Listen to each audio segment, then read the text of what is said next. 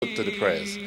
Yeah, it's also a practice of all the divine messengers and the prophets of God. If you look in the Bible, there's a nice example of Jesus Christ, peace be upon him. Just before his departure, his ascension into the heavens, according to the Bible, he went and he washed himself in the Garden of Gethsemane. He was washing himself because we know cleanliness is next to godliness. Yeah? So the washing is a preparation to go and stand before God. In the Bible, according to the scriptures, it said he washed himself and then he fell prostrate on his forehead on the earth in the Garden of Gethsemane. So not even only the washing, but also the act of praying and prostration was also a practice of Jesus Christ. A Muslim's clothing, for example, his tofia, is used to identify the religion. Clothing is also used to facilitate spiritual growth. But these are not the criteria for religiousness or spirituality. It's all symbols, yeah. Even for women, even the clothes, modesty, modest dress for men, modest dress for women. Again, this is maintaining a high standard of moral decorum in the society, because it's not good for women to dress in a manner of incite lust on their part. Yeah, it creates a lot of disturbance. It breaks marriages. Yeah, it breaks up homes. Yeah. So again, in safeguarding one's dignity, one's modesty as a woman and man, Islam has enjoined specific clothes for women. And there's nothing wrong in being fashionable. Yeah, but women should not be used as a tool to maintain fashion. The fashion should be used to maintain the dignity of the woman. A Muslim's entire focus is on the development of the spiritual self and devotion to Allah. In this regard, prayer is vital, performed 5 times a day. Prayers are said at dawn, midday, late afternoon, sunset and nightfall. Prayers therefore determine the rhythm of the entire day. The first thing I do when I get up in the morning, I think about my prayers. During the day, I think about my prayers. In the evening, I think about my prayers. That in itself keeps me away from a lot of things. It's like a guidance in itself. Prayers is one of the most important obligations, not only for Muslim, for every human being. There's the morning prayer, which is called the Fajr. Fajr means the dawn. So that's the first prayer that a Muslim performs. Usually lasts for about 2 minutes. So, you see, God has established the prayer as a means for us to show our sincere love for Him and attachment.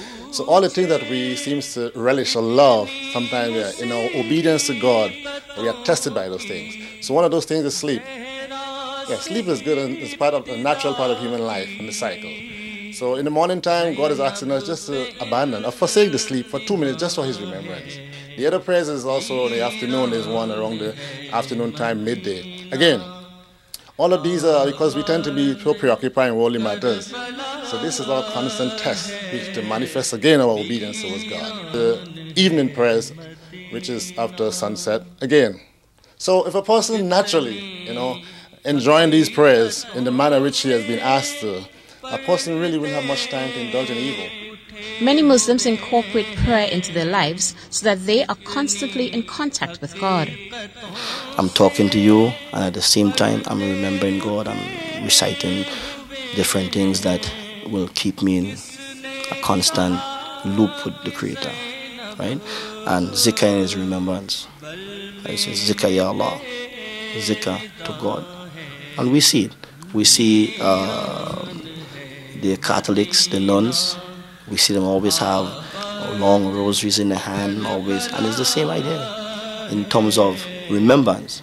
So it's a physical way of, I guess I don't understand the biological aspect of it in terms of how you coordinate with just zikkering and the mind whole thing, but I know it works, so I keep always doing it.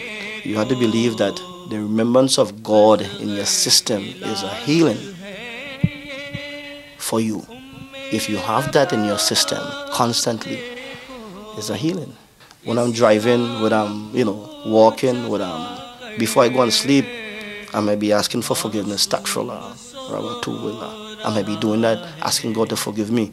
So I fall asleep with the asking forgiveness. What best way to fall asleep? But who is God? What is the Muslim perception of God? Islam is no concept of God. Whatever human being conceptualize, He's not God. Whatever concept in your head, that's not God. He's above whatever we say, whatever we can imagine. Not even a prophet of God can understand the essence of God, because His attributes and His essence are the same. You understand? So we cannot understand his essence. Nobody can. Like many biblical prophets, Muslims prostrate for prayer. They often use a prayer rug called a musalaj. They also use a shastika, a piece of dry earth or clay, in their prayer ritual. It doesn't mean that we are worshipping the stone, but these are all metaphysical aspects of religion. In other words, when a person prostrates on the stone, you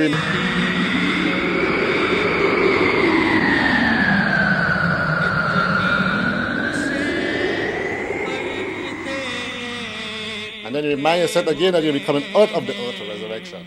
So it's a constant reminder of death in front of human beings. So this prostration on this clay, it makes us aware of our own mortality. Another important aspect of Muslim life is fasting. All of the prophets used to fast. Jesus Christ fasted. Moses fasted. According to the Bible, they fasted 40 days and 40 nights. So again, we can see that somewhere along the line, we see that the character, the behavior, and the action of a Muslim are in consonant with that of the previous prophets. Fasting has its own spiritual merits. It has its own physical, it has its own mental, it has its own psychological, it has its own social, it has its own biological merits. God has enjoined fasting on human beings that man may learn self-restraint. What it does is it makes a person learn to purify himself, control his desires. Because when a person is fasting, it's not just mere abstinence from eating and drinking. That's not what fasting is. This is just starving oneself.